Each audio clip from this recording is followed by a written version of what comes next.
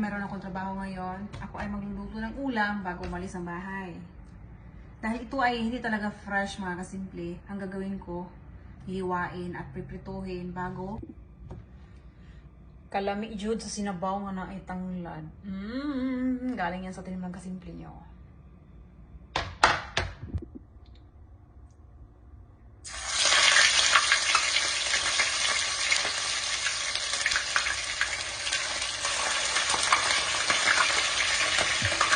Pwede nga ang mga ingredients. Ayan.